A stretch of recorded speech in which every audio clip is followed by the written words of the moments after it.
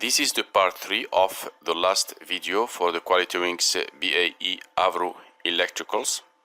In this video, I'll cover the operation of the electrical system through a sequence of normal flight events, starting with cold and dark, then ending with complete electrical shutdown at the end of the flight. So let's get started. The aircraft, as you can see, it's on the cold and dark panel state. I already did my cockpit safety check and ready to power up the system. So I'm gonna use the external power, since the GPU service in this airport is cheapest than the APU fuel burn cost.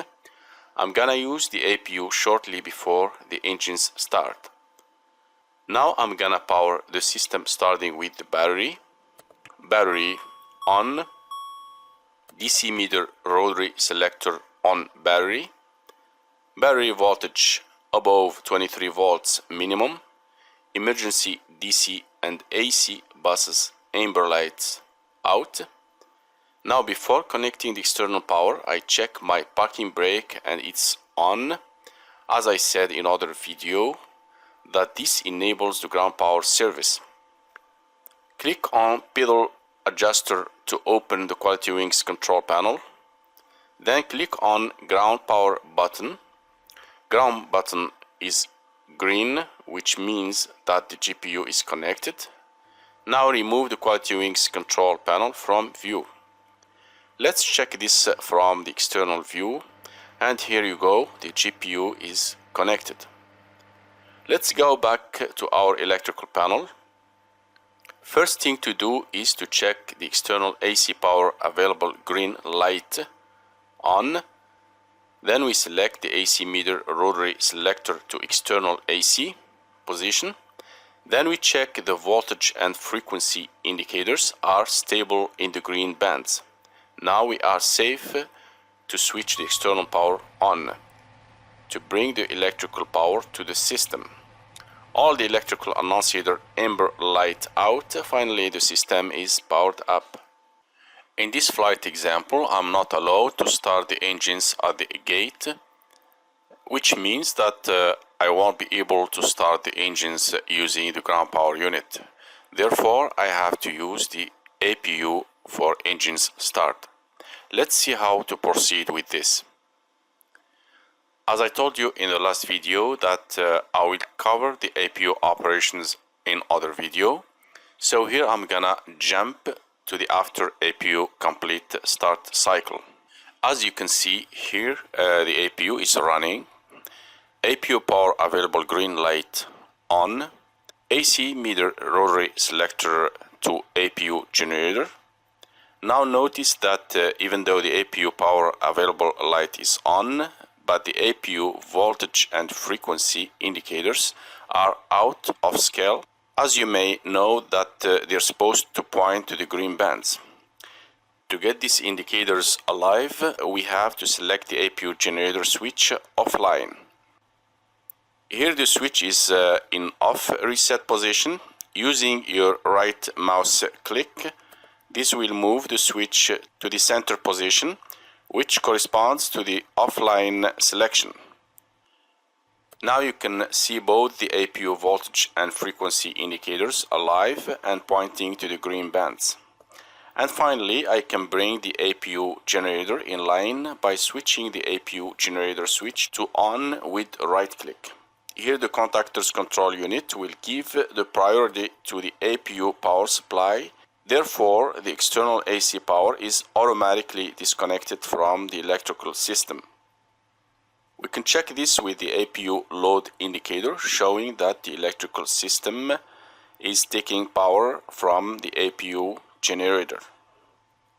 At this point, the external power is no longer needed. Let's turn off the external power. And finally, we need to disconnect the ground power unit from the aircraft by opening the QUALITYWINGS control panel, then clicking on ground power button or icon. Let's check this from the external view. Now you can see that the ground power unit is taken away and out of view. Now I have started the engines and they're all stabilized at idle. At this point, the electrical system is still loading from the APU generator since the engine 1 and 4 generator switches are off. Now I can bring the engine 1 and 4 generators in line, but first I have to check their associated AC power quality using the AC meter.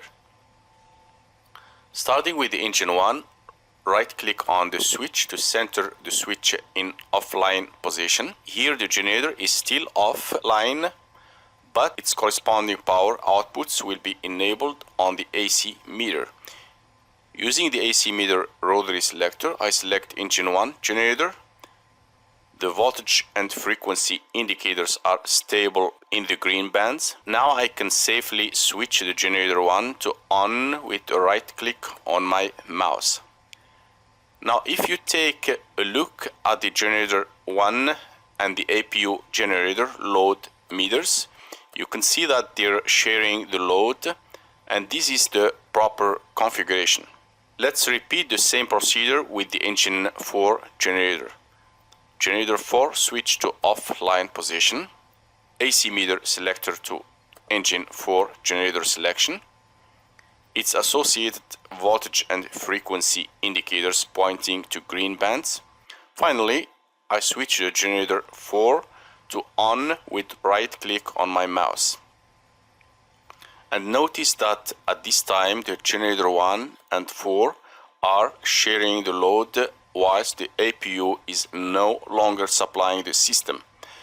The contactors control unit is giving the priority to the engine generators. But we need to leave the APU generator switch on as a backup for the power system. Finally, we check that the amp indicators are stable within the green bands. All the annunciator amber lights out. The battery ammeter showing a battery recharging. Now the electrical system is all set for the flight.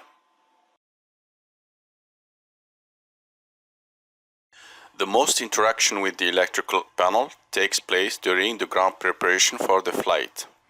In flight, you don't need that much unless you want to do a quick scan on the electrical panel. Here is the routinely scan you can do anytime you want to check for a normal electrical configuration. Starting from the AC power sources, generator 1 and 4 switches on, the annunciator amber lights all out, load meters for both generators indicators are in the green bands. All the switches here must be in up position. The annunciator lights panel must look dark.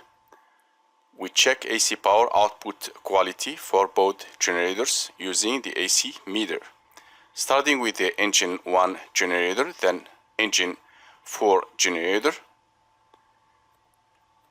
And as expected, the voltage and frequency for both generators pointing to the green bands. The battery switch on, DC meter to battery. The battery voltage is 28 volts with a positive ammeter. TR1 and 2 load meters showing a load.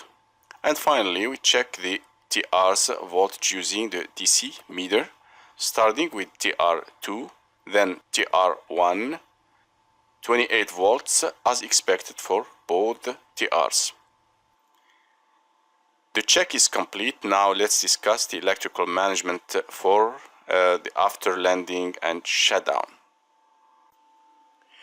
Usually we land with the APU running, otherwise you can start the APU anytime before aircraft parking. This will prevent unnecessary fuel burn by the engines while waiting for the APU start cycle. So after positioning the aircraft at its parking spot and ready for engines shutdown, check that the APU power available green light is on, the AC meter selector to APU generator, the voltage and frequency indicators show a good quality. Here I can turn off either generator, but one at a time. Then before I turn off the remaining generator, I check if the APU is sharing the load with the remaining connected generator. This prevents any interruption in the electrical system. Finally, you can shut down the engines. Connect the external power using the QUALITYWINGS control panel, as I showed you earlier in this video. External AC power available, green light on. External AC meter to external AC selection. The voltage and frequency checked. External AC switch to on. APU generator switch to off. Then you can stop the APU. And this is the proper configuration for an extended time for the ground operation. Now for a complete electrical shutdown, turn off the external AC power. Check that the emergency AC and DC buses remain powered. Then you can disarm the standby inverter and generator, and finally we switch the battery to off. And this complete this brief overview on the QUALITYWINGS BAE AVRO electricals. See you in the next video.